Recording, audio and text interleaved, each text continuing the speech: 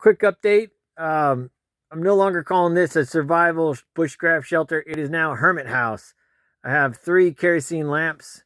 I put in this bookshelf and this little nightstand thing here. I added a vinyl window on this side. The wood burning stove. I put in a stove jack up there. And a vinyl window on this side. And that's it. I can toggle up the door. See if I can do this.